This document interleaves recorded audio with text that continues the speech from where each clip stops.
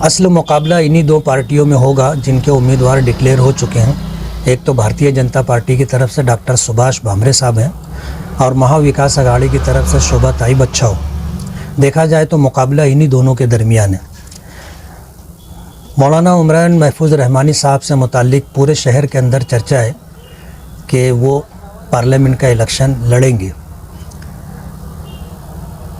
میری ان سے کوئی ملاقات نہیں ہوئی تھی، لیکن کل ظہر کی نماز سے پہلے ہم احباب بیٹھے ہوئے تھے تو اس وقت یہ بات سامنے آئی کہ مالیگاؤں میں ہمارے جو سیاسی مخالفین ہیں وہ مولانا عمران رحمانی صاحب کو مجھ سے بدگمان کرنے کی کوشش کر رہے ہیں اور ان تک یہ بات پہنچائی گئی ہے اور شہر میں بھی ادھر ادھر یہ بات پھیلائی جا رہی ہے کہ میں نے بیرسٹر اسد الدین اویسی صاحب کو فون کر کے یہ بات کہی کہ مولانا عمران محفوظ رحمانی صاحب کو ٹکٹ نہ دے.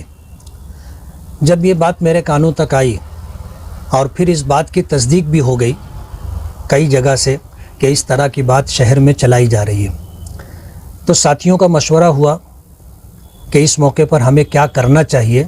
طے یہ ہوا کہ میں خود مولانا عمران صاحب سے ملاقات کروں اور مولانا عمران صاحب کے سامنے اپنی بات رکھ دوں تاکہ سیاسی مخالفین کی جو سیاسی حکمت عملی ہے اور اس سلسلے میں جو بات وہ مولانا عمران صاحب تک اور مولانا عمران صاحب کے ماننے والوں تک پہنچا کر کے مجھ سے بدگمان کرنا چاہتے ہیں، اس بدگمانی کا خاتمہ ہونا چاہیے.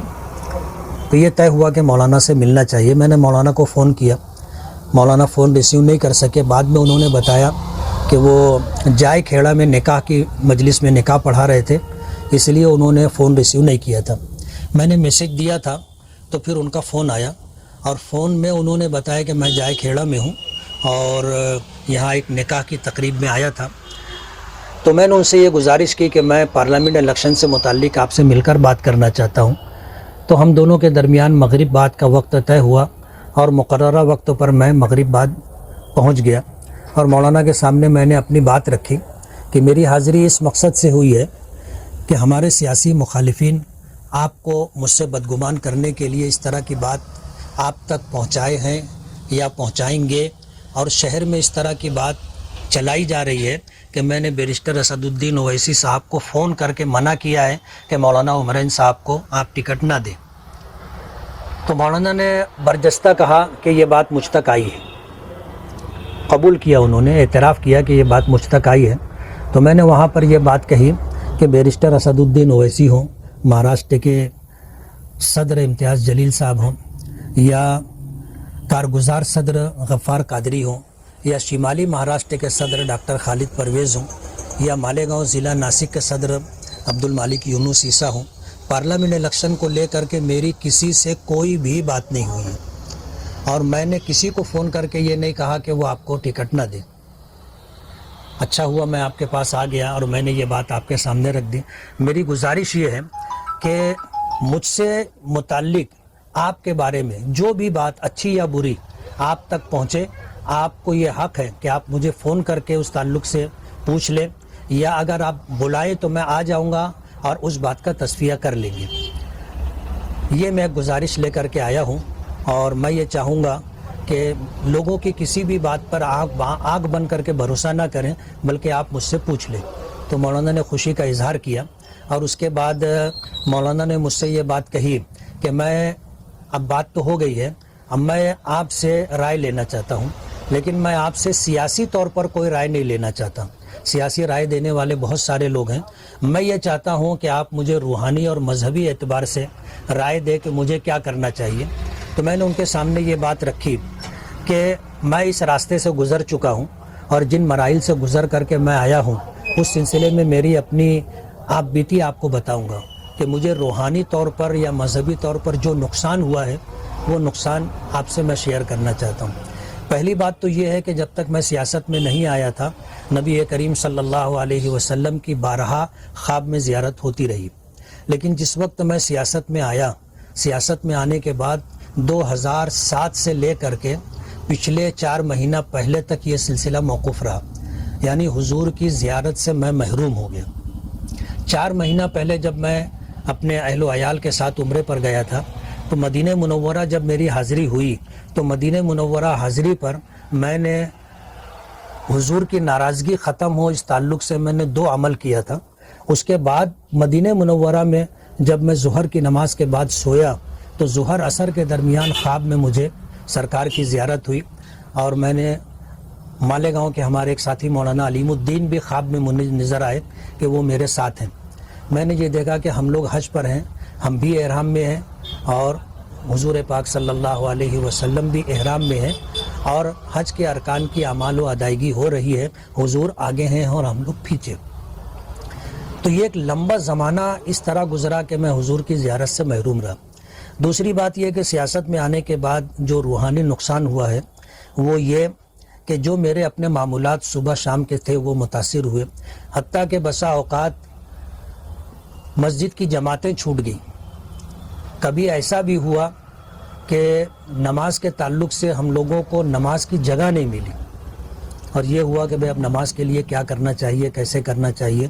تو سب سے پہلے مسجد چھوٹی, مسجد کے بعد باجماعت نماز چھوٹنے لگی اور پھر اس کے بعد ایسے مواقع بھی آئے کہ ہم لوگ ایسے مقامات پر رہے اور نماز کا وقت ہو گیا تو نماز پڑھنے کی جگہ بھی نہیں رہی. یہ نقصان ہوا. مذہبی طور پر نقصان یہ ہوا کہ جب میں کسی سیاسی پارٹی سے جڑا ہوا نہیں تھا تو سبھی لوگ میرا احترام کرتے تھے, مانتے تھے اور ایک مذہبی اعتبار سے میری عزت اور اکرام کیا کرتے تھے. لیکن جب میں سیاست میں آیا تو میرے کسی نہ کسی سیاسی پارٹی سے تعلقات رہے تو وہ احباب جو دوسری سیاسی پارٹیوں سے تعلق رکھتے تھے, ماضی میں وہ میرا احترام کرتے تھے, یہ بات ختم ہو گئی.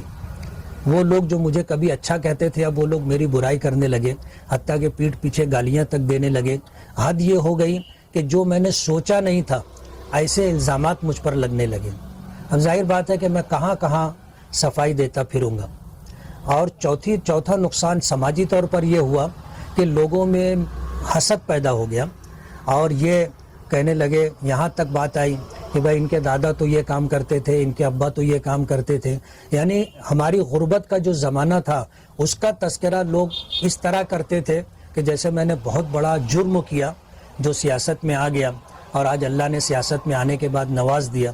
تو اس طرح کے جو حالات روحانی اور مذہبی اور سماجی طور پر مجھ پر گزرے, ان حالات سے میں گزرا ہوں اور آپ نے پوچھا ہے تو میں آپ کو وہ بات بتا رہا ہوں. اب آپ کو یہ فیصلہ کرنا ہے کہ آپ میں یہ ہمت اور حوصلہ ہے کہ ان ایسے حالات کا آپ سامنا کر سکو. کل تک جو آپ کے جو ہے قدم بوسی کرتے ہوں, دست بوسی کرتے ہوں, آپ کی خدمت اور سیوا کرتے ہوں, آپ کے آگے پیچھے خدمت کے لیے لپکتے جپکتے ہوں, کل وہ لوگ آپ کی مخالفت شروع کر دیں گے اور اس طرح بیہودہ الزامات آپ پر لگائیں گے جس کا تصور بھی آپ نے نہیں کیا ہوگا. میں ان سارے مراحل سے گزر چکا ہوں اور آپ نے کہا کہ آپ کو کوئی سیاسی رائے نہیں چاہیے, اس لیے میں آپ کو کوئی سیاسی رائے نہیں دے رہا ہوں. یہ آپ کو فیصلہ کرنا ہے کہ آپ کو الیکشن لڑنا ہے یا نہیں لڑنا ہے. میری مولانا سے یہ بات چیت ہوئی تو مولانا نے یہ ساری باتیں بڑی توجہ سے سنی اور اپنے متعلق انہوں نے جو بات کہی کہ الیکشن لڑنے کے تعلق سے یا سیاست میں آنے کے تعلق سے میری 2-3% چاہت تھی. اور پھر بات میں انہوں نے یہ بات کہی کہ اب یہ پارلیمنٹ الیکشن آیا اور لوگوں نے مجھے یہ بتایا کہ یہ قومی اور ملی خدمت ہے, تو اب میری 5% چاہت ہے کہ میں پارلیمنٹ کا الیکشن لڑوں, لیکن 95% جو ہے میری چاہت نہیں ہے. اس طرح کی بات ہم لوگوں کی ہوئی ہے اور انہوں نے مجھ سے بہت صفائی سے کہہ دیا تھا کہ مجھ کو آپ کی سیاسی رائے نہیں چاہیے. اس لیے میں نے دل میں اللہ کا شکر ادا کیا کہ بہت اچھا ہوا کہ مولانا نے خود ہی کہہ دیا, ورنہ مجھے بادل ناخواستہ کہنا پڑتا کہ آپ الیکشن مت لڑیے. اس لیے کہ دنیا دارالاسباب ہے اور ہر پولنگ بوتھ کے اوپر جو ہے اپنا پولنگ ایجنٹ ہونا چاہیے اور ہر پولنگ بوتھ کے اوپر اپنی ٹیم ہونی چاہیے جو ووٹروں کو گھر سے نکال کر پولنگ بوتھ تک پہنچائے.